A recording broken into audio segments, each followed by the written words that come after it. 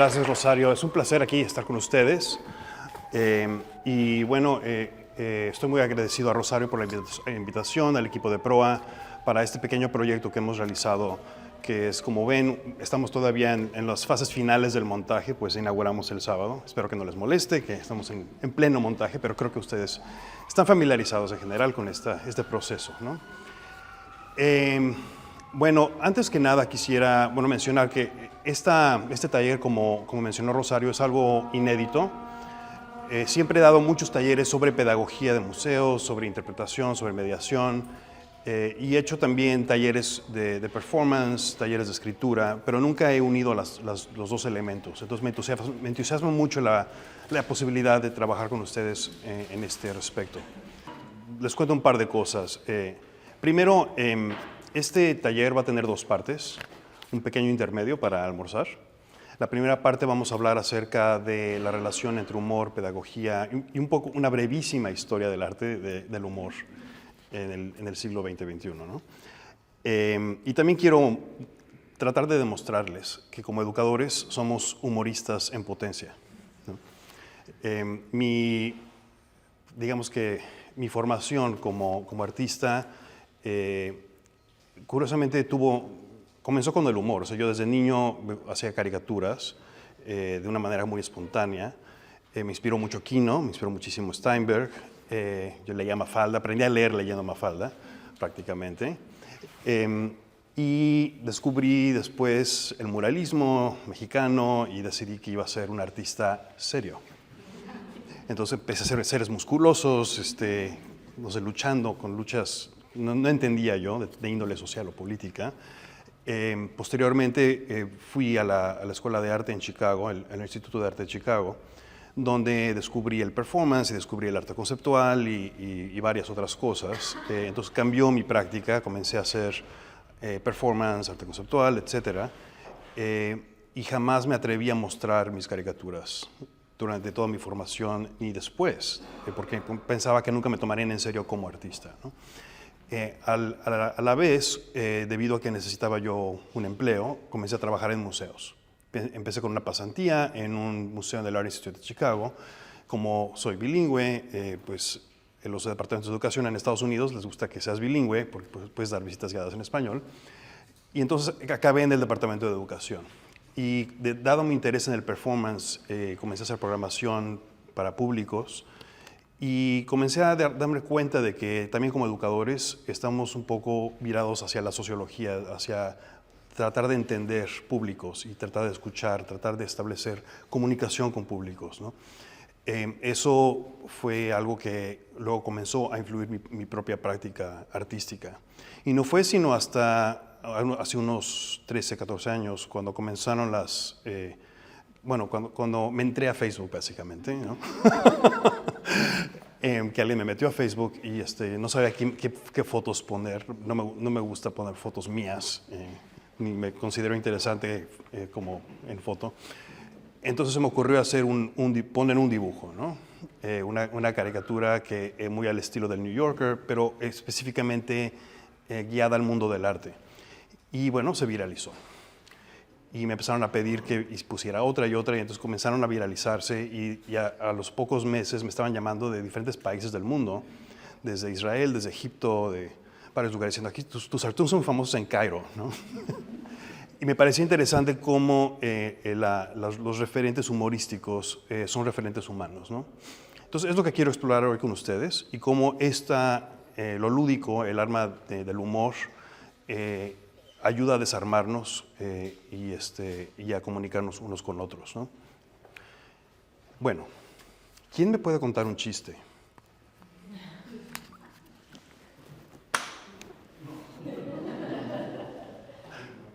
Bueno, piensen en un chiste que les gustaría contar, pero ¿quieren que les cuente un chiste yo o no? Bueno, resulta que hay un tipo que se llama López, ¿no? Él tiene un amigo, entonces López le dice, ¿sabes qué? Todo el mundo me conoce, todo el mundo. Entonces su amigo le dice, no exageres, o sea, claro que no. No, sí, en serio, o sea, todo el universo me conoce, todos. Te apuesto lo que quieras a que conozco a todo el mundo. Y le dice, no, yo te apuesto a que hay alguien que no conoces, te lo digo de inmediato. No, no, sí, dime quien quieras. Dice, bueno, pues no conoces al Papa, por ejemplo. Claro que lo conozco. Vamos a Roma y lo vas a ver. Entonces van a Roma y están en la plaza de San Pedro. Y López le dice, bueno, no te van a dejar entrar al Vaticano, yo voy a tener que entrar. Y voy a salir con el Papa del balcón, ¿ok? Y me ves con el Papa, ¿ok? Entonces, bueno, se queda ahí en la plaza de San Pedro esperando. Y eventualmente sale alguien del balcón, ¿no? Pero no puede ver bien el señor porque no tiene lentes, ¿no? Entonces como que ve dos personas en el balcón, pero no puede ver. Entonces le dice a una señora que está ahí al lado, oiga, ¿quién está ahí en el balcón? Y entonces la señora dice, bueno, no puedo ver bien, pero hay un señor con una gorrita blanca, pero de lado, el otro seguro es López.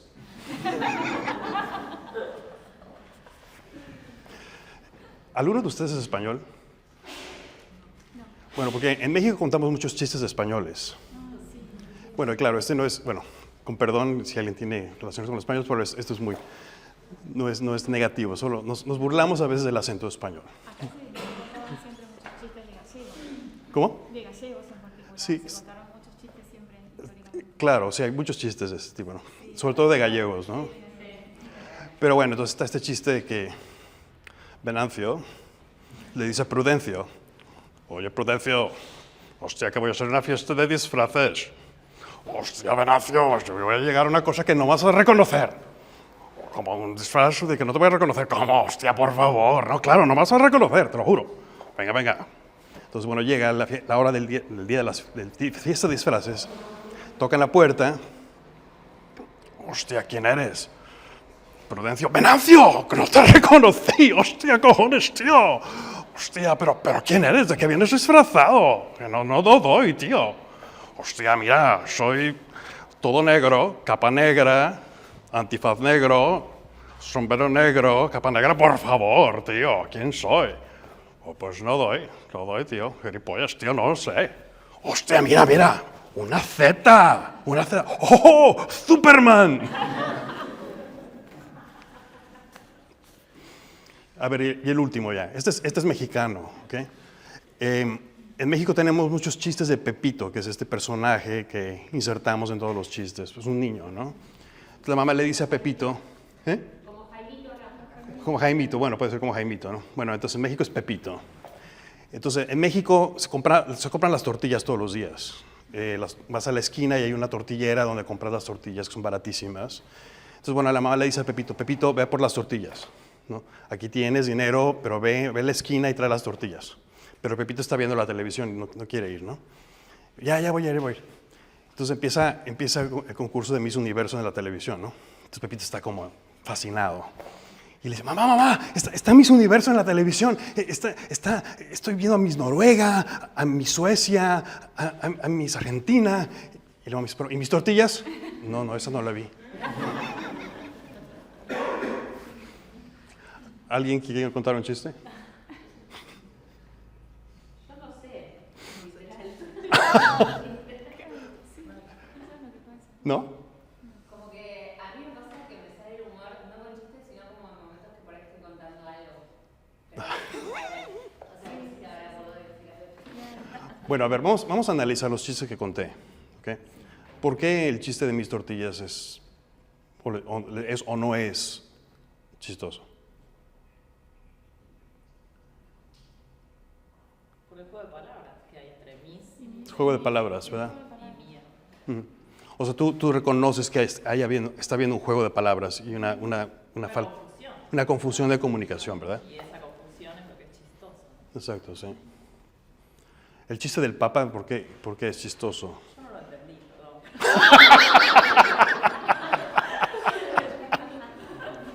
¿Alguien lo entendió o nadie? El apellido En común. No, claro, porque lo que él está viendo es que el Papa en teoría es alguien que todo el universo conoce. Claro, sí, entonces en teoría, bueno, igual el chiste es malísimo, pero bueno, el punto es que el Papa es un personaje que todo el universo conoce, ¿verdad? Pero lo divertido es que la señora que está en la plaza no reconoce al Papa, pero reconoce a López. No tiene sentido. No, pues bueno. No tiene sentido. Pero bueno, la idea es que López le dices que todo el mundo me conoce. Entonces, claro, López comprueba que... Todo el mundo lo conoce. Pero sí, bueno, no es muy buen chiste, estoy de acuerdo. ¿Cuál es el otro chiste? Así, el de los españoles. ¿Qué es lo que vuelve? Perdón, para mí siempre es la manera de contarlo, porque el mismo chiste, depende de cómo lo cuentes, es malísimo o divertido. De verdad lo digo, ¿no? Claro, es la forma, ¿no? Para mí 100%. Es la forma que lo cuentas, sí. Y hay algo de la edad, ¿no? Hay cosas que te parecen más graciosos en algún momento porque te dan oportunidad de decir lo que no te dejan decir. Por ejemplo, de chicos, poder decir cosas que tienen más que ver con sexualidad, más escatológicas. Completamente, sí. palabras. Sí. Yo de niño en la escuela teníamos concursos de chistes, o sea, éramos como, pero maratones, que contábamos cientos de chistes unos a los otros. Y sí, claro, tenían todos que ver con humor típico infantil, de sexo, cuestiones del baño, etcétera, ¿no? Todo ese Y tipo es de un cosas. poco generacional también. Yo me acuerdo cuando era chica, toda mi familia se la pasaba contando chistes y ahora no es, yo no hago eso con mis amigos. Sí. Como que también fue transformado un poco por los memes, ¿no? Por otras ¿Y por qué el humor generacional no se entiende por otras generaciones? Porque son distintos códigos. ¿Perdón? Hay una cuestión de códigos. Exacto. De distintos códigos. A mí me pareció el segundo que contaste, que es un poco lo que se contaba acá hasta hace un tiempo, creo que se cuenta menos el chiste de los gallegos, como esta cosa de menospreciar o subestimar al español.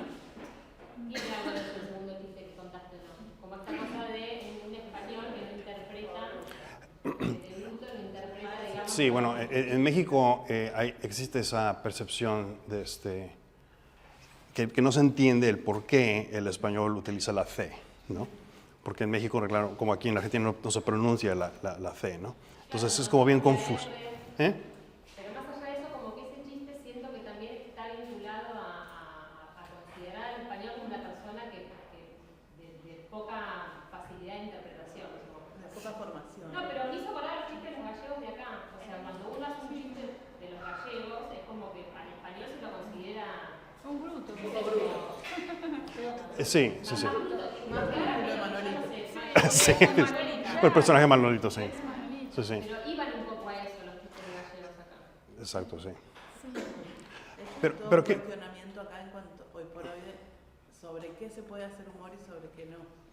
Exacto. Bueno, claro, es un tema que trataremos después, pero quisiera... A ver, sí, Rosario. No, eso de reírse del otro, que se comenta Cami. La otra vez, bueno, con Sophie Reiter, que estuvo involucrada en la organización de la exhibición y ahora ya está de viaje, pero ella contaba que en la revista El Playerito habían publicado un par de artículos sobre cómo lo políticamente correcto también está, digamos, como entrando en el tema del humor, o sea, cómo el humor también tiene restricciones respecto a, bueno, esto ya no corresponde, reírse de tal o cual cosa, ¿no? Y entonces ahí entras en una situación en la cual el territorio del humor, que se supone que es un territorio de lo que no es políticamente correcto, empieza a tener restricciones. Que creo que tiene sus alcances. Sí, pero a ver, quiero regresar a una cosa que tú mencionaste, es acerca de códigos. Quisiera que, no sé, me pensaran un poco acerca de qué características tiene que tener un código para que tenga sentido para un grupo de personas, pero no para otras. Códigos generacionales, o por ejemplo, bromas que tienen entre amigos ustedes que igual otras personas no podrían entender. Sí. Yo creo que a veces también el detalle está en la puesta en escena del chiste, cómo se cuenta. Hay personas que cuentan un chiste con risas y se van riendo mientras lo van relatando y eso hace reír a la persona que lo está escuchando. Sí.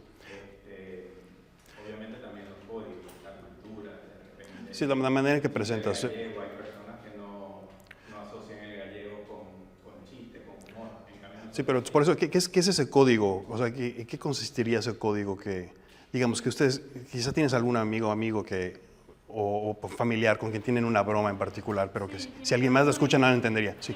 Yo tengo eso con mi esposo. Nos reímos de cosas que sabemos que ni las decimos y nos reímos y sabemos por qué, pero tiene que ver con la historia y con la complicidad con Exactamente. la tradición común. Y Exacto. con la complicidad con el otro y conocimiento sobre todo. Exactamente, pero mencionaste tú, Florencia, perfecto, es el tema de la complicidad, es el tema de que nosotros como seres humanos, como parte de una sociedad, formamos parte de una comunidad llena de códigos y de mensajes, ¿no?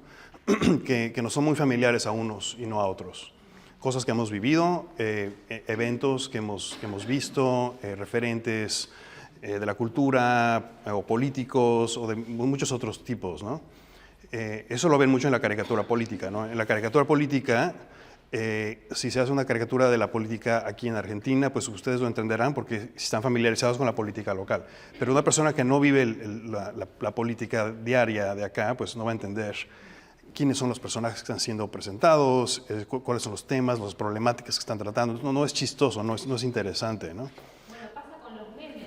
Por ejemplo, de Ameo, Ameo que es para mí los memes zarpados de lo que son las redes sociales, en realidad están muy enfocados al contexto político o social en ese momento, y si inclusive uno como argentino no sigue eso, no entiende el meme.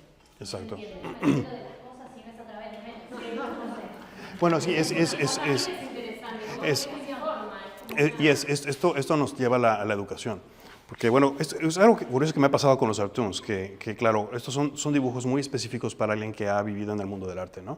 Y las referencias que estamos haciendo, lo que es un crítico de arte, lo que es un curador, lo que es un galerista, bueno, son cosas que si has vivido en ese contexto puedes entender las jerarquías, las incongruencias, etcétera. Pero también es una forma de educar, ¿no?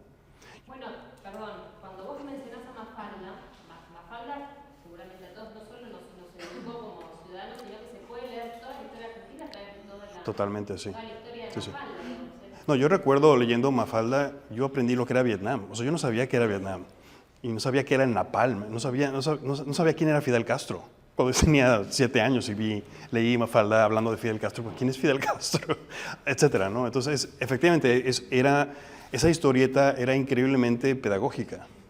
Y te representa todo un momento político, histórico de un país, ¿no? Y que es universal, porque bueno, todavía lo lees hoy y continúa siendo divertido, interesante y si bien está muy específicamente ligado a ese momento, no es exclusivamente de ese momento, ¿no? Bueno, dado lo que hemos estado hablando, ¿qué vuelve? Bueno, esta obra, no sé si ustedes supongo que saben qué es, ¿no? Es la obra que puso Mauricio Catellán en una feria en Miami, en Miami Basel, y la obra se llama Comediante. Me gustaría que me dijeran cuáles son los códigos que está manejando Catellán en esta pieza. Es una conversación de mediación, pero creo que la tenemos que hacer porque si no... La cáscara de banana como chiste slapstick de voy, me resbalo, pum, y todos se ríen. Exacto, sí. Hay alusión al mercado también, porque eso tiene un valor, ¿no? Esa obra tiene un valor bastante alto y me parece que ahí hay una ironía con el tema del mercado. El absurdo, ¿no? De que el arte supuestamente es para siempre y tienes un plátano que se va a podrir en una semana, ¿no? Y pienso en Magritte, ¿esto no es una pipa? Sí, Magritte, sí, esta idea del referente que no describe literalmente al objeto, ¿no? Es algo muy surrealista, ¿verdad? Pero el punto que quiero hacer aquí es, como lo que hemos hablado en términos de referentes, todo esto que ustedes han dicho son cosas que les son muy familiares a cualquiera de ustedes que conoce el mundo del arte. O sea, porque sabemos quién es Duchamp, sabemos quién es Warhol, sabemos lo que es el mercado del arte y cómo opera un objeto. Yo que no vengo del mundo del arte, si fuera como visitante estaría sintiendo que me estoy quedando afuera. Por supuesto. De algo que no sé qué me están queriendo decir. Claro. Entonces, claro, esa es la reacción de la mayoría de la gente que no tiene los códigos que tiene el mundo del arte. Entonces, aquí puedes encontrar, por eso este tipo de obras suelen ser polémicas, ¿no? Porque son vistas desde afuera como, bueno, esto es un absurdo, es una tontería, no sé qué. Mientras que alguien de todo el mundo del arte, si bien no te guste Catellán, sabes que está haciendo una serie de referencias que son muy específicas, ¿no? Y eso vamos a hablar de eso, obviamente, pero es importante reconocer que hay muchos códigos en el mundo del arte que de los cuales estamos familiarizados, los que están adentro, y los que no están adentro, los ven desde fuera, no pueden entender, digamos, la broma que está tratando de hacer el artista. Y es claro uno de los problemas que tenemos como educadores, de tratar de dar las herramientas para el acceso de la pieza cuando hacemos un proceso de mediación acerca de esa pieza, ¿no? Entonces, claro, todo esto, por supuesto, está fuera de la noción de si me gusta o no me gusta, si es bonito, si es feo, si es estéticamente importante, interesante o no. Es como analizar estoy describiendo el fenómeno de cómo manejamos esos códigos. Sí, Rosario. No, lo que tiene que ver también con los códigos es un poco duchampiano, que es el tema del contexto. O sea, el tipo hace, como si lo hubiera hecho en la calle. Totalmente. O sea, lo hace en una feria muy importante y es como que ahí es donde surge lo disruptivo. Por supuesto. Pero bueno, esto es un tema para un semestre de discusión, ¿ok? Que no lo vamos a hacer aquí. Les voy a dar un semestre en 10 minutos. Pero bueno, unos puntos básicos acerca de este tema. Número uno, el arte de Occidente, sobre todo, es un arte, como podrán saber, bastante serio, ¿no? Por cientos de años hemos tenido un tipo de historia de arte que habla de tragedia, de seriedad, y hay como, eso genera una clase de jerarquías acerca de lo que es el arte importante y el arte no importante. Entonces, o sea, no es que el humor no exista, obviamente, en el arte, pero ha existido, ha predominado, sobre todo en Occidente, una jerarquía de lo que es el gran arte, como el arte solemne, el arte de gran aliento, mientras que el arte que utiliza el humor no suele ser visto con la gravedad o la importancia que el arte que narra cosas como la crucifixión lo haría, ¿no? A la vez, claro, podemos contar una historia del arte completa utilizando el humor, ¿no? Y utilizando como referencias aquellos artistas que utilizan esta herramienta para hacer una serie de observaciones de tipo social, de tipo político y de irreverencia para cambiar o alterar el balance de poder que existe en diferentes momentos históricos, ¿no? Entonces, claro, Bruegel es un artista que a mí me fascinaba de niño. Yo de pequeño me encontré unas reproducciones de Bruegel en la casa de mis papás y me obsesionaron, ¿no? Porque Bruegel, que es un artista que viene de los Países Bajos, de Flandes, utiliza lo que es algo típico del humorista, que es la observación social, o sea, la observación de una manera de comportarse, de una manera de hablar, ilustrando dichos, refranes, historias que quizás son divertidas, que son interesantes, como el ciego que está guiando al ciego, el caos de los que no saben, que bueno, que es una metáfora de alguien que no sabe que está guiando a alguien que tampoco sabe, ¿no? O sea, no es tanto una descripción literal de lo que es la ceguera, sino es más bien esta noción, según yo, del saber, ¿no? Entonces es importante reconocer que existe esa historia alterna, esa historia paralela en la historia del arte que utiliza el humor. Y claro, uno de los mejores ejemplos de este tipo de práctica es el Bosco, ¿no? Entonces, y aquí quiero hacer una pequeña desviación para hablar de este detalle del Bosco. Que claro, bueno, lo interesante que ocurre en la Edad Media y también en el Renacimiento es que hay ciertos momentos en el arte en el que el humor está permitido, ¿no? O sea, no puedes hacer bromas acerca de la crucifixión, no puedes hacer una broma acerca de Cristo, pero puedes hacer una broma acerca del demonio, ¿no? Puedes hacer una broma acerca de lo que es el infierno, de cómo sufren aquellos que se han portado mal y que los envían al infierno. Entonces, ese tipo de elementos convierten las pinturas del Bosco muy interesantes, porque claro, el paraíso en el Jardín de las Delicias es un lugar bellísimo, está Adán y Eva, están todos como felices, animales brincando por el pasto y demás, pero el infierno es una locura, ¿no? Y es realmente para nosotros en la modernidad mucho más interesante realmente que el paraíso, ¿no? O sea, por el tipo de representaciones que está haciendo el Bosco, ¿no? Y quiero ponerles, bueno, como ejemplo, aquí tenemos una obra de Robert Gover, que no sé si no lo conocerán, es un artista americano que es conocido por una pieza que es un pie similar a esta que sale de la pared, ¿no? Entonces, Gover es artista contemporáneo actual que comenzó a trabajar en los años 90 y claro, él hace una cita literal del trasero del Bosco en el Jardín de las Delicias para hacer esta pieza, ¿no? Y una cosa más, aquí, este es un compositor contemporáneo decidió ver cómo sonaría la música del trasero del Bosco, ¿no? Se los voy a tocar ahora. A ver si me sale. O sea, él tomó las notas del pentagrama y reproduce la música del Bosco.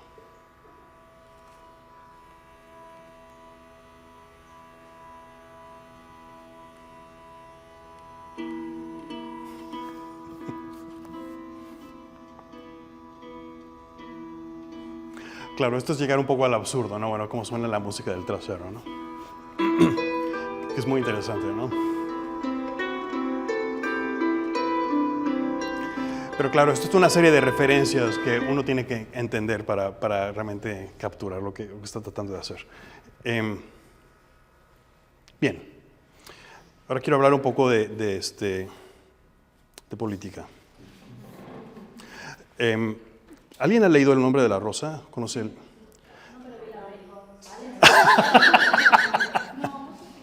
¿Es un chiste? No. Bueno, entonces como ustedes sabrán, El nombre de la rosa es esencialmente una novela policíaca que toma lugar en la Edad Media, en una abadía en Italia. Y Umberto Eco, gran teórico de semiótica, gran escritor, decide en 1980 o por ahí hacer su primera novela, que tiene un éxito rotundo, global, mundial. Fue una de las novelas más leídas de esa época, utilizando todo su enorme erudición del mundo medieval, ¿no? Y la historia del nombre de la rosa gira en torno a una serie de crímenes que están ocurriendo en una abadía. Y nadie sabe por qué estos monjes aparecen muertos, asesinados, con la lengua negra en diferentes lugares de la abadía. Luego se descubre que, un detective que llega a investigar, que es otro monje, ¿no? Descubre que el autor del crimen es otro monje que se llama Jorge, creo que está inspirado en Borges, porque es ciego, quien odia la risa, ¿no? Él considera la risa como algo del demonio, ¿no? Y resulta que en la biblioteca de la abadía hay un libro que era supuestamente de Aristóteles, la única copia existente de lo que podría haber sido un texto de Aristóteles sobre la comedia, que en teoría se ha perdido en la historia, ¿no? Entonces Jorge lo envenena el libro para que los monjes, lamento que ya les conté la historia de la novela, pero te lo tengo que contar. Los monjes al leer el libro, como en aquella época en la Edad Media, para pasar las hojas tienes que lamerte el dedo, consumen el veneno y mueren una muerte horrible, envenenados. Pero bueno, ese es más o menos el meollo del asunto en El nombre de la rosa, ¿no? Lo que es muy interesante, y que esto no se suele platicar mucho, es que Eco, y esto lo descubrí yo hace, no sé, un par de décadas, o una década cuando hice un proyecto en Bolonia. Eco fue profesor de la Universidad de Bolonia por toda su vida. Y resulta que en Bolonia, en el año 77, hubo un movimiento estudiantil muy importante. Fue un movimiento de una nueva generación de estudiantes que trató de rebelarse contra lo que ellos veían como la generación del 68, la manera que se había vuelto más conservadora. Entonces, las demandas estudiantiles generaron todo un movimiento en el norte de Italia que culminó con la muerte de un estudiante en 1980. Pero uno de los lemas más importantes del movimiento estudiantil del 77 en Bolonia era el lema, una risata que vi seppellirà. Es decir, una risa te va a sepultar, ¿no? Ellos utilizaban el humor como un arma para atacar, para desafiar al sistema, ¿no? Al sistema que lo veían osificado, lo veían como que tenían que hacer algo para derribarlo, ¿no? Entonces era un lema que se utilizaba como decir, bueno, vamos a utilizar el humor hasta la muerte, ¿no? Y lo hicieron a través de radio pirata, lo hicieron a través de televisión pirata, de varios diferentes medios, ¿no? Y bueno, se teoriza, se piensa que Eco, que estaba viviendo el movimiento estudiantil al escribir esta novela, estaba pensando precisamente en esta noción de la risa como algo peligroso o como un arma política, ¿no? Para escribir El nombre de la rosa. Y claro, lo seguimos viendo hoy en día, ¿no? En Estados Unidos, donde yo vivo, y tenemos que padecer la existencia de Donald Trump, uno de los temas que ha sido más interesantes, si se puede decir eso, es cómo Trump odia, lo que más odia es que se rían de él, ¿no? Entonces él constantemente tiene una obsesión con la noción de que alguien se burle de él, ¿no? Entonces él quiere meter a la cárcel a la gente que se burla de él. Él, de hecho, comenzó su carrera presidencial cuando Obama se burló de él en un evento para la prensa estadounidense. Entonces hay como una obsesión con el poder de la sátira. Y es algo que es muy importante para el arte, obviamente, ¿no? Y esto, claro, me lleva un poco a contarles, o a hablar muy brevemente de lo que es este papel de la sátira política y lo que sería la caricatura política en la historia del arte. Entonces, esta imagen que ven es la primera imagen de la que tenemos como conciencia o noticia, que constituye realmente una caricatura política, ¿no? Es un grabado de William Hogarth, que fue un gran satirista, gran pintor, quien hace una reproducción que se burla de esta compañía que se llama el South Sea Company, que era como una compañía inglesa que traficaba en esclavos y otras prácticas que, bueno, propias, típicas de la colonia de aquel momento, ¿no? Y en un momento que entró en crisis esta compañía hace un cartón político, lo que hoy llamaríamos un cartón político, burlándose, exagerando el caos que está ocurriendo dentro de esa compañía, ¿no? Y claro, tenemos grandes satiristas en el mundo del arte, por supuesto. Goya es quizá el más conocido, que proviene de su escepticismo y su nihilismo acerca de lo que es el poder político, es una observaciones sociales de diferentes clases sociales, ¿no? Aquí está el burro. Esta es una ilustración sobre la pedagogía, el burro enseñándole al burro, similar como la imagen de Bruegel del ciego conduciendo al ciego, ¿no? Y con el epígrafe, sí sabrá más el discípulo, ¿no? De los caprichos. Y claro, por supuesto, y esto claro a mí me concierne directamente, es la caricatura, la representación social de lo que es el mundo del arte, ¿no?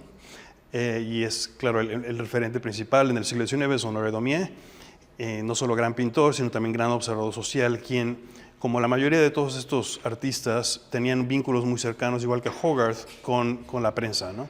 Entonces, no solo hacían ellos sus cuadros, sus pinturas, que se exponían en diferentes contextos, sino que también trabajaban directamente para un periódico o revistas y producían litografías que ilustraban diferentes artículos o hacían este tipo de comentario político-social, ¿no?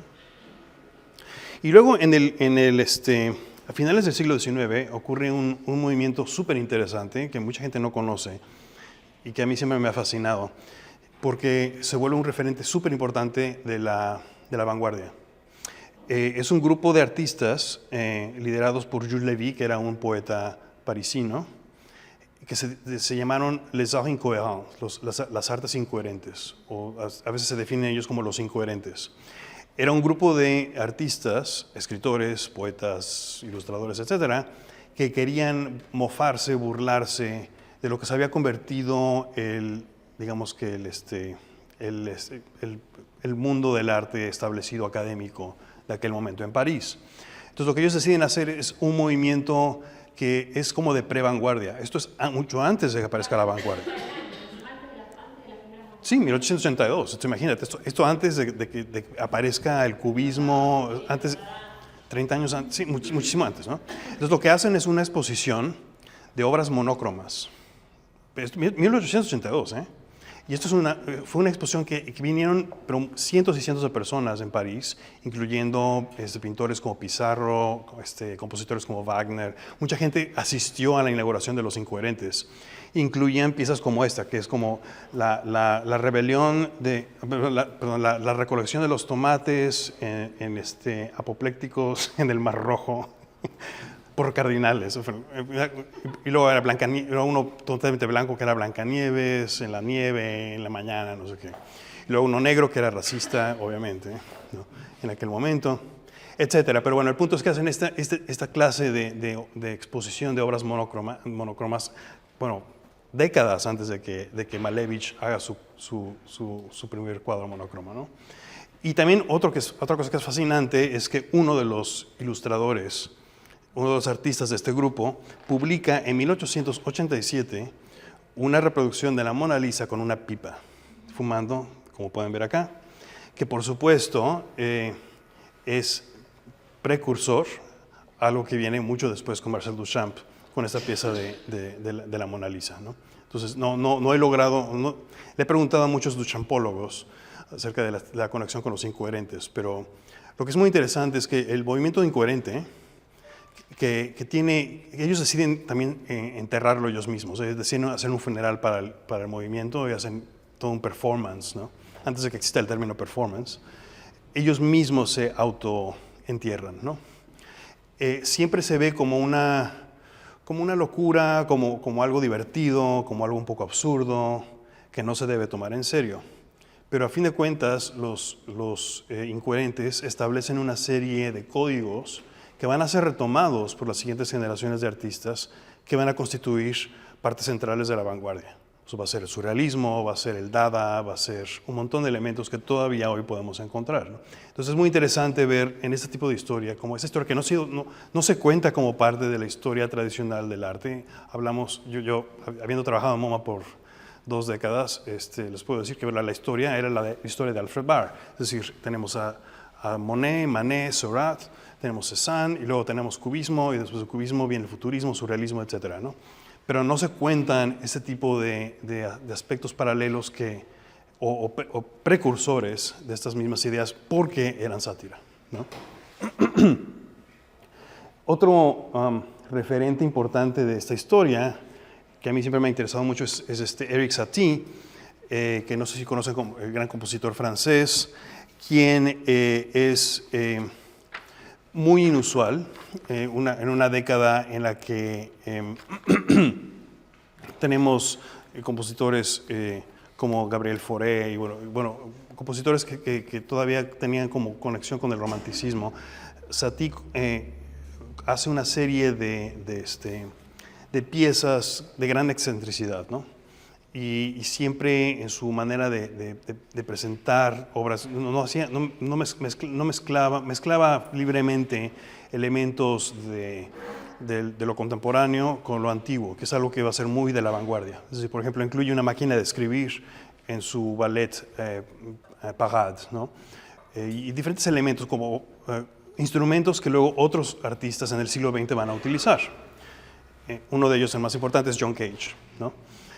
John Cage, no sé si conocen su composición para piano de juguete, que es fantástica. En la composición de John Cage para piano de juguete juega con un juguete que de hecho yo tenía de niño.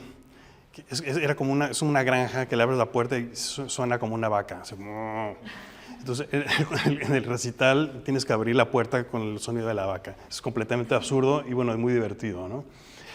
Otra cosa que hace John Cage, quien era un gran admirador de Satie, es tocar literalmente lo que Satie había considerado una especie de broma. Satie escribe en 1893 una pieza que se llama, no sé el nombre en español, creo que es Vejaciones, Vexations. Es una pieza que es muy breve, pues es básicamente esta pieza, es como una melodía que dura más o menos como 1 minuto aproximadamente. Pero lo que escribes a ti al presentar la obra, la pieza, esta pieza se tiene que tocar 840 veces, ¿no? Claro que nadie lo va a hacer, pero claro, John Cage sí lo quería hacer y lo hizo, ¿no? Entonces en 1963 él organiza un concierto de Vexations en Nueva York con todo un equipo de personas para tocarlo, porque al tocarlo de 800 y pico veces dura como unas 19 horas más o menos. Entonces es como un maratón de tocar la misma pieza por 19 horas, ¿no? Entonces es un poco, prefigura el minimalismo. Claro, esto se vincula directamente con el interés de Cage, de la serialidad, etc., ¿no? Entonces, pues regresaremos a Cage en un minuto. Pero solo para mencionar que la historia del modernismo en el siglo XX también está muy vinculada con la ilustración y con la caricatura, siendo que, sin embargo, la mayoría de los museos que coleccionan arte moderno no coleccionan caricatura, ¿no? Ad Reinhardt comenzó su carrera como caricaturista, y de hecho hay un montón de dibujos fantásticos de Reinhardt, quien de hecho continuaba pintando y seguía haciendo caricatura a la vez, ¿no? Y curiosamente su práctica de caricatura era muy educativa, porque él utilizaba, como pueden saber aquí, How to View High Abstract Art, cómo explicar lo que era la abstracción al público. Entonces el papel del humorista o el caricaturista como educador es muy importante, ¿no? Y no suele ser visto tanto con el pintor como educador. Claro, si bien, claro, muchos pintores son educadores, tenemos el Bauhaus, Black Mountain, todo ese tipo de cosas, pero el acceso que te provee el humor es muy particular, ¿no? Y hay un personaje que, claro, para mí es muy importante como referente, como quizá ustedes podrán entender, es Saul Steinberg, quien fue expuesto en una exposición muy importante en el MoMA en los años 40, creo que se llamó 14 Americans, 14 americanos, artistas americanos. Pero a mí siempre me ha parecido que Steinberg siempre fue como visto por ser caricaturista, por ser ilustrador, como un artista menor en el grupo de artistas que incluían a los expresionistas abstractos, ¿no? Como a Rothko y a Jackson Pollock y a Barnett Neiman y todos ellos, ¿no? Pero se ha escrito mucho, particularmente Arthur Danto y varios otros filósofos, de cómo la caricatura de Steinberg es realmente, en cierta manera, una especie de reflexión filosófica, ¿no? Reflexión existencial, que de hecho esto yo también lo veo mucho en la obra de Kino, ¿no? Cómo las ilustraciones que él está haciendo, claro, te pueden dar risa, pueden ser divertidas, pero también ofrecen una imagen, una manera de entender el mundo que es muy específico desde el punto de vista del humor, pero digamos que formulando preguntas. Y esto es fantástico para un educador, por cierto.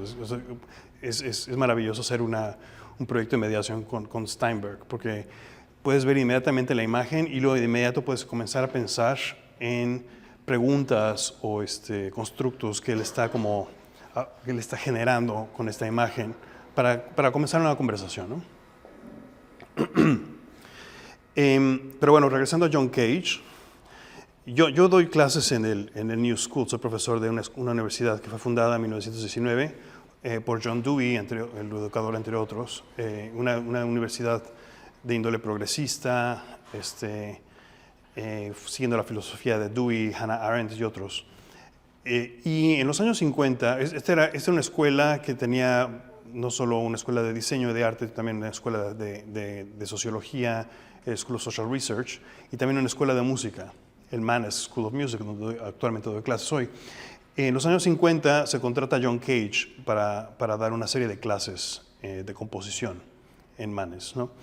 Y esas clases que dio Cage entre la década del 50 y el 60 son legendarias. y de hecho se considera que esos seminarios que Cage dio de composición formó a todo un grupo de artistas que después llegaron a ser reconocidos como el grupo de Fluxus, ¿no? Y incluyeron a Alan Caprow, que fue el inventor de los happenings, a Robert Whitman y George Brecht.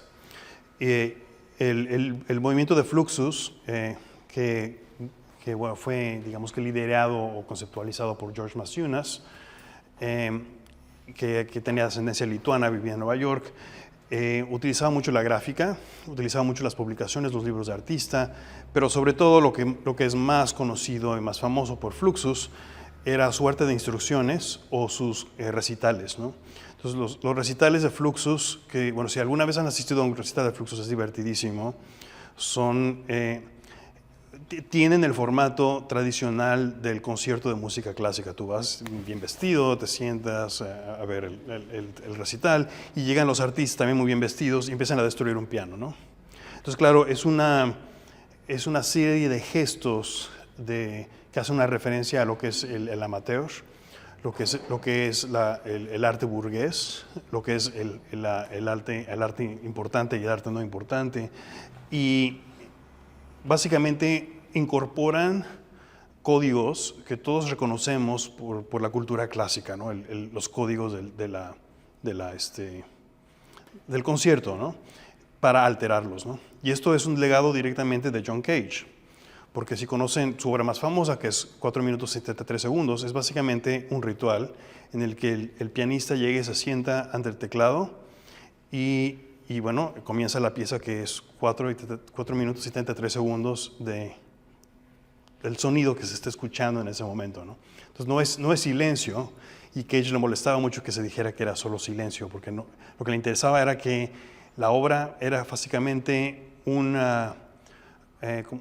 paréntesis de tiempo, dentro del cual cualquier sonido que ocurriera, casual, las sirenas de afuera, alguien tosiendo, etc., eso era la pieza en ese momento. Entonces él genera, y eso es algo que influye mucho a Caprow también, o sea, la noción de que la obra no es sino una encapsulación de un periodo de tiempo, ¿no? Pero lo divertido de los conciertos de Fluxus es que son una locura, ¿no?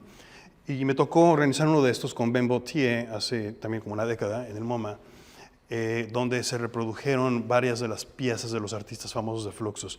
Una de las más divertidas, y esto sería fantástico hacerlo aquí en Argentina, es de Ben Patterson, en el que trae una serie de rollos de papeles inmensos ante un público lleno y se pone un tango altísimo, ¿no? Pero lo más alto posible, mientras se le pide al público que empiece a desenrollar ese rollo de papel, ¿no? Y se convierte en una cosa completamente caótica y divertidísima, y bueno, se llena de papel todo el auditorio, es algo peligrosísimo. Si alguien encendiera un cerillo, se mueren todos. Pero a mí, cuando me tocó organizarlo en MoMA, fue muy interesante, porque claro, el público que suele asistir a las conferencias en MoMA es muy serio, jamás se ríe de nada. Y bueno, y tuvimos este performance caótico en el que la gente estaba divertidísima, pero ya desaforada, riéndose hilarantemente, ¿no? Porque claro, la risa es contagiosa, ¿no? Y bueno, entonces esto es la contribución de Fluxus, que utiliza elementos del surrealismo, elementos del Dada, elementos de lo que es el absurdo, el teatro del absurdo, para hacer este tipo de piezas, ¿no? Y bueno, claro, no les puedo contar la historia del humor en el arte, como les dije, es un semestre en unos minutos, pero se tiene que hablar de pop, ¿no? del papel de pop, que de hecho es interesante porque a mí no me parece tan humorístico el pop art, pero obviamente se utilizan elementos, como Lichtenstein utiliza elementos del humor, Warhol, claro, sus varios desplantes, sus varios proyectos conceptuales, como la película del Empire State Building, que dura 24 horas, es un poco hacer una especie de provocación al absurdo, ¿no? Es decir, Warhol decía, me encantan las cosas aburridas. O sea, hacía como obras que eran, o sus famosos screen tests, que eran como una serie de retratos de individuos. lo que hacía Warhol era simplemente prender la cámara e irse. Se iba a fumar un cigarro, se tomaba un café, mientras que estaba ahí parado la persona enfrente de la cámara de cine. Era un acto conceptual, pero era una especie de provocación, ¿no? Y creo que ese legado de desplantes, de fluxos de artistas como Warhol, que surrealismo también, forja a una serie de artistas en los 80s. Uno de ellos es Michael Smith, quien les recomiendo que vean sus videos. Es un artista de performance de la generación de Cindy Sherman y de los que se llaman los Pictures Generation. Michael Smith, él inventa un personaje que se llama Mike, que es como un artista fracasado, básicamente, que está tratando de tener éxito. Entonces son unos videos acerca de su proyecto de vida, de carrera para triunfar en el mundo del arte. Entonces él hace una exposición y pone nombres de artistas famosos a la entrada para que la gente venga a la exposición, para que lo vean a él, ¿no? Entonces Michael Smith y Mondrian y Picasso, ¿no? Etcétera, ¿no?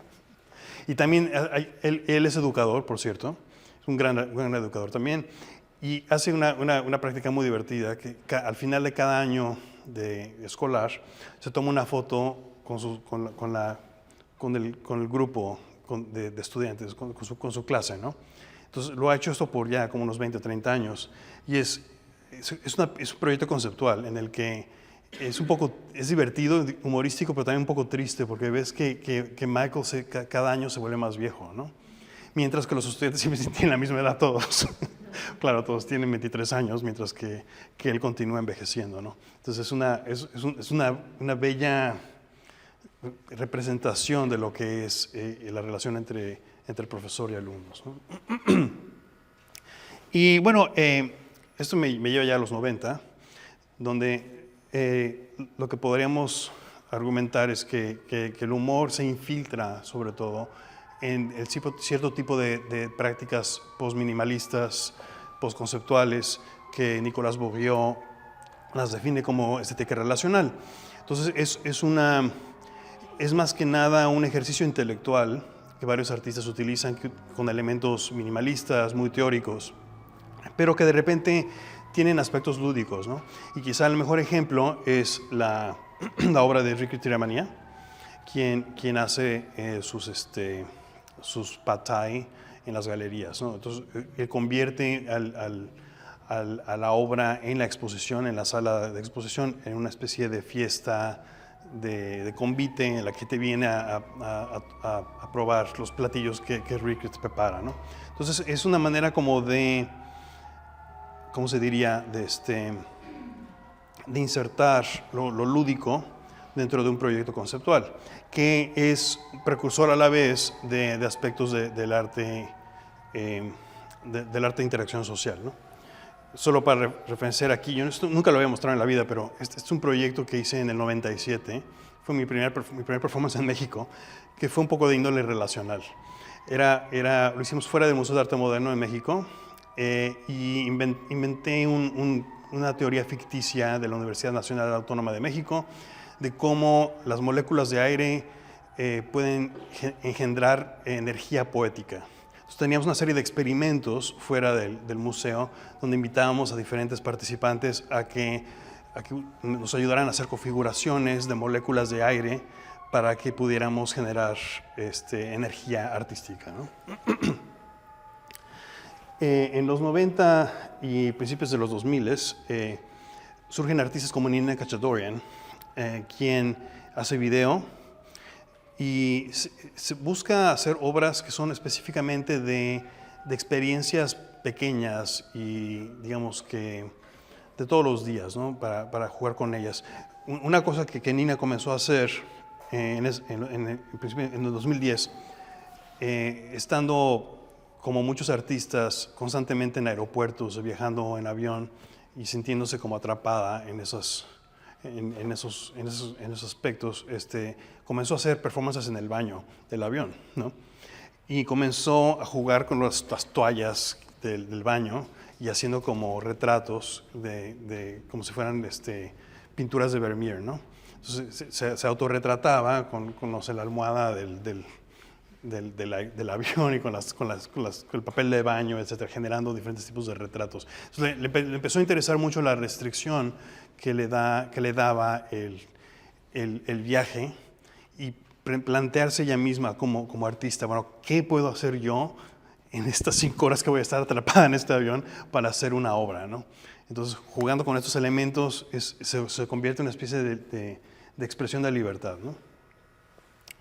Y luego, aquí es donde me parece importante notar que hay, claro, cuando estamos hablando de humor, tenemos que hablar de toda una gama de elementos del humor, ¿no? Es decir, el mundo del arte suele tener un problema con el humor tradicional, pero es mucho más abierto con lo que es el humor negro, con lo que es el sarcasmo, ¿no? Lo que es la sátira política, ¿no?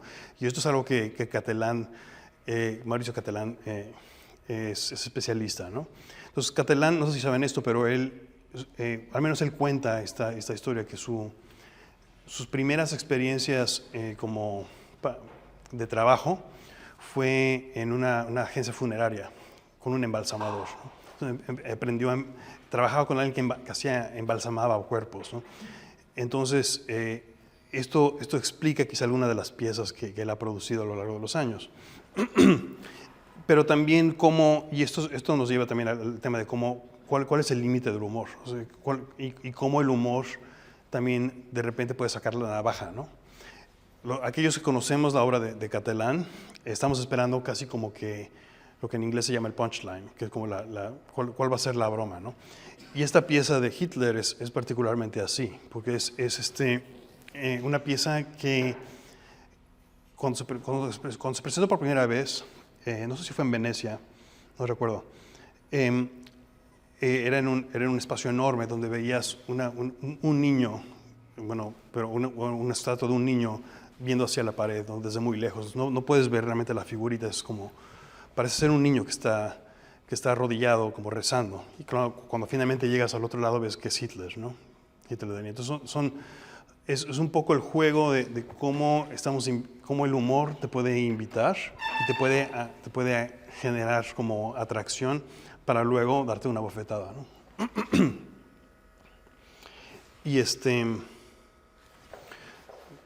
bueno, voy a continuar con unas más y luego concluimos. Esto ya me lleva a lo que es el arte de interacción social, ¿no? Todo eso que les describí, el arte relacional, lo que sería la crítica institucional, son elementos que muchos artistas de mi generación comenzamos a utilizar como referentes para producir diferentes tipos de obras que involucraran al público, pero que no lo utilizaran necesariamente de una manera manipulativa, sino que fuera de índole más colaborativo y prestándole más respeto al participante como ser humano y no como un medio, como un instrumento, no una instrumentalización del espectador, sino un reconocimiento que el espectador tiene ideas, tiene perspectivas que pueden ser muy valiosas e importantes para la producción de la obra. Harold Fletcher es un artista norteamericano que vive en Portland y se considera uno de los primeros artistas de esta generación de social practice. Me gusta mucho este proyecto de Harold, que de hecho curiosamente tiene que ver con el dorado. Puede estar en la expresión del dorado. Hizo un proyecto en Francia, en un pueblito en Francia, para que se propusiera una escultura de arte público. Creo que el pueblo invitó a él a hacer un proyecto para un parque, ¿no? Entonces él decide que va a hacer un concurso y que toda la gente del pueblo que proponga ideas, ¿no? Y que van a hacer una selección de cuál va a ser la mejor obra. Entonces, la obra que escogen es la de un niño, quien dibuja una tortuga y dice que se ponga una tortuga de oro en medio del parque, ¿no? Y dibuja la tortuga, ¿no? Y el niño se llama Corentin. Entonces, Corentin gana el concurso de la tortuga y producen la tortuga. Claro, no se puede hacer una tortuga de oro, realmente. No recuerdo de qué material lo hacen, pero es un material dorado. Y Corentin decide que al final la tortuga dorada tiene que ser pintada de verde, porque las tortugas son verdes. Se convierte en una fantástica pieza conceptual que es una tortuga de oro pero pintada de verde en el parque, ¿no? Entonces, pues, claro, Fletcher curiosamente tiene un proyecto también en Portland donde está tratando de hacer colaboraciones entre artistas contemporáneos y una escuela primaria en Portland. Este otro proyecto también, bueno, como verán, estos proyectos comienzan a vincularse mucho con la educación, ¿no? Y este proyecto de John Rubin, que es un artista que está basado en Pittsburgh, es así un poco de esta naturaleza. Él se dio cuenta que había una tienda, bueno, más bien era un restaurante, que estaba por clausurarse o por vaciarse. Era un restaurante de waffles, ¿no? ¿Cómo se dice aquí? ¿De panqueques? ¿No? De waffles, ¿no? Sí, bueno, va a ser un restaurante, ¿no? Y entonces lo que él decide es, con una beca local, decide revivir el restaurante y lo convierte en un lugar para hacer programas de televisión. Bueno, invitando a la gente a que coma waffles mientras alguien está entrevistando a alguien. Entonces invita al público a que ellos tomen el papel de ser el entrevistador de alguien. Entonces es como un talk show, básicamente, como se dice allá, en el que tú propones, bueno, yo quiero entrevistar a mi abuela, ¿no? O yo quiero entrevistar a mi novia, a mi novio, o a mi amigo X. Entonces cada quien va llenando, tomando diferentes horarios para hacer la entrevista a una persona que conoce. Y entonces el público llega, está comiendo waffles y están dos personas del barrio entrevistándose unos a los otros. Es un proyecto maravilloso de historia oral y también un poco de teatro experimental, un poco de alguien que jamás ha sido entrevistador, de repente tiene la oportunidad de hacer un poco de historia oral con una persona que conoce o incluso alguien que no conoce, ¿no? Entonces es un proyecto maravilloso de interacción social, que es divertido y es humorístico, porque claro, todo el mundo sabe que nadie es especialista en este contexto, ¿no? Y es claro, el hecho de que sea un restaurante de waffles lo vuelve como mucho más informal. O sea, no lo están haciendo en un teatro, en un auditorio, y lo están filmando, es por video, pero no es tampoco en la televisión, ¿no? Entonces, Rubin y también su colaboradora Don Weleski les interesa mucho incorporar este aspecto de lo lúdico en sus proyectos, ¿no? Este proyecto que ellos tienen, que se llama Conflict Kitchen, tiene esa naturaleza. Consiste en generar un restaurante de comida rápida, inspirada o basado en un país con que Estados Unidos tiene un conflicto. No necesariamente que están abiertamente en guerra, sino que tienen conflicto o tensiones bélicas, ¿no? Entonces, han hecho un restaurante de comida cubana, un restaurante de comida afgana, un restaurante de comida venezolana y un restaurante de comida iraní, entre otros, ¿no? Entonces, lo que hacen es, consiguen chefs, cocineros que realmente puedan hacer esta comida y la hacen muy bien y es fantástico. Y uno como, cliente o al ordenar la comida, recibes los productos, pero también entrevistas con personas de esos países que humanizan a lo que sería el enemigo. O sea, mostrar que en realidad esta comida, al comer esta comida, también estamos enterándonos no solo de la riqueza de aquella cultura de la cual proviene, sino también del hecho de que está producida y generada por una cultura con individuos igual que nosotros. Entonces, es una manera de reconocer la humanidad entre en lo que políticamente se puede considerar el enemigo o el contrincante, ¿no? Entonces es un proyecto muy hermoso que tiene esa naturaleza y es muy educativo, precisamente por el hecho de que estás enterándote de un montón de cosas de la cultura que estás consumiendo, ¿no?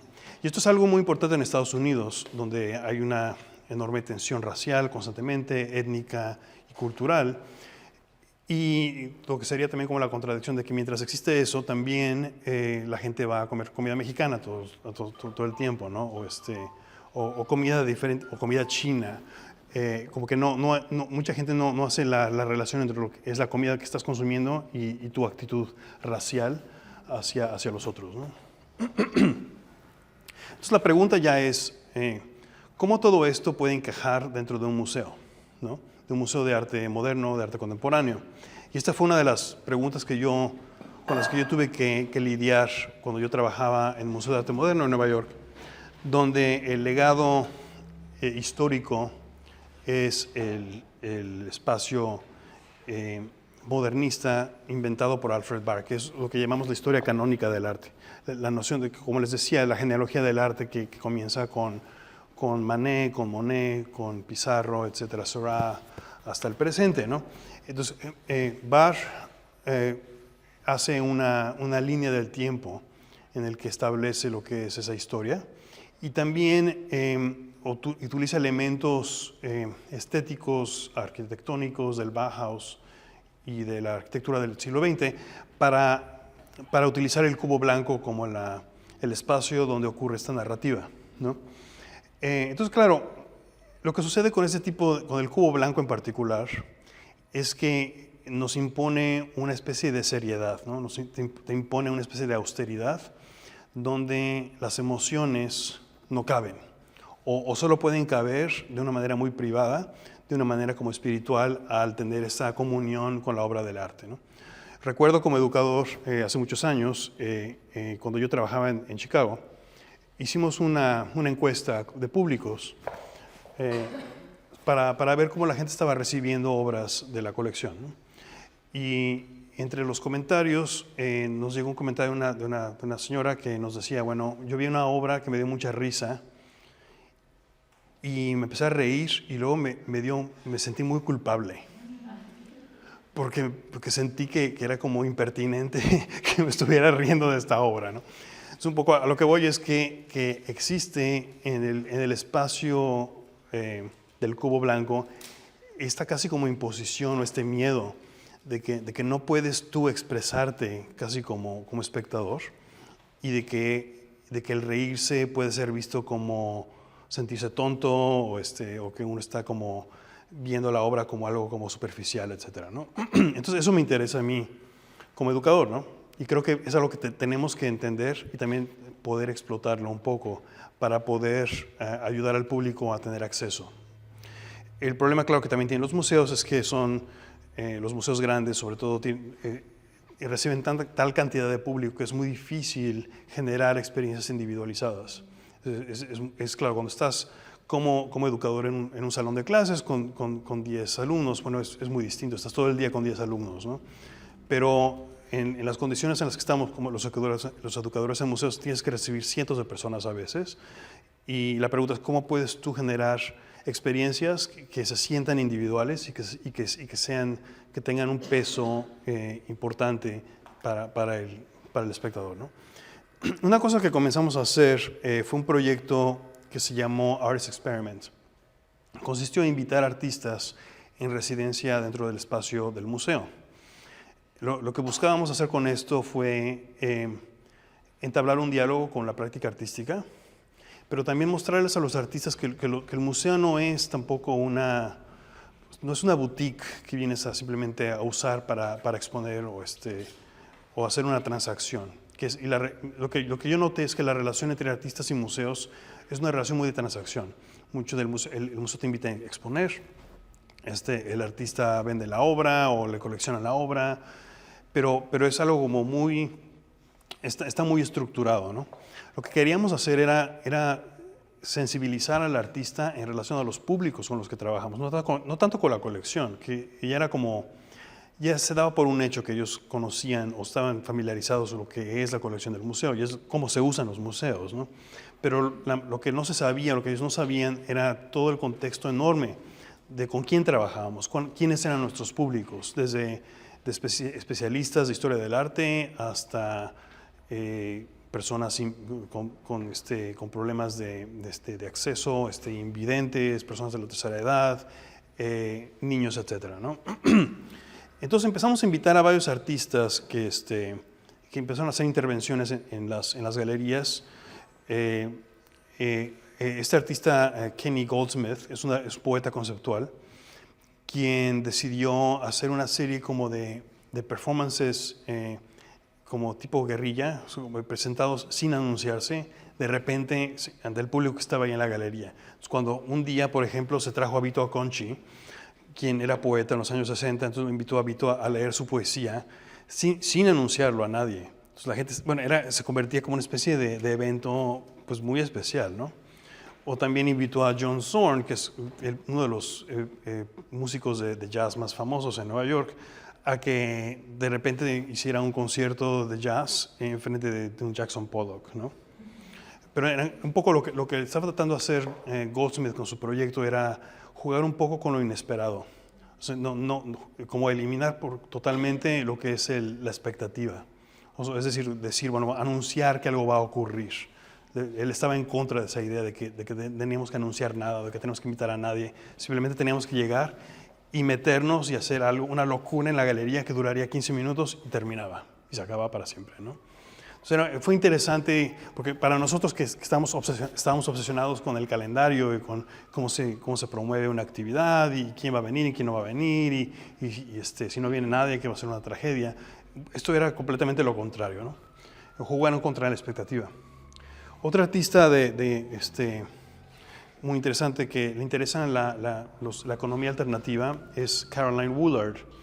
Ella trabaja en lo que ella define como Solidarity Economies, que es como un tipo de trabajar con otros en comunidad, utilizando la cooperatividad, la colaboración y el trueque, la unión de recursos, ¿no? para producir algo. Lo que observó Caroline con nuestro museo era que la gente, bueno, estaba 1 o 2 horas o 3 horas en el museo y luego tenían que comer, ¿no? Entonces teníamos un restaurante muy caro, en el que tenías que llegar y te tomabas un café o comías solo, pero carísimo, ¿no? Entonces, Caroline propuso un café alternativo en el espacio de educación dentro del museo, que llamó Exchange Café. En lo que consistía es que tú llegabas y podías pedir café o té o algo así, pero no había manera de pagar físicamente por el café o el té. Lo que tenías que hacer era pagar con una conversación. Entonces, tenías que estar te dábamos café, sí estabas dispuesto a pagar con sentarte con un educador por 5 minutos, ¿no? Y claro que mucha gente lo hacía, ¿no? Porque, pues, café gratis, ¿no? Y la conversación consistía en preguntarle a las personas qué había intercambiado en su vida. Hablaban del tema mismo del intercambio, ¿no? Entonces la conversación surgía una anécdota de qué habían intercambiado, lo cual conllevaba al educador a mostrarles obras en la colección que hacían referencia específica a esa anécdota que ellos habían mencionado. Entonces era una manera como a través de la conversación y el interés y la experiencia personal del visitante, de inmediato se hacía una conexión directa con la obra que estaba en la colección. Entonces es una manera realmente muy interesante, súper complicada para nosotros porque tuvimos que hacer como todo un diagrama súper complejo de hacia dónde podrían conducir tales o cuales conversaciones, o tales o cuales anécdotas y diferentes obras en la colección que ellos pudieran ir a ver, que pudieran hacer referencia a esa experiencia vivida que ellos habían tenido. Pero cuando funcionaba era fantástico.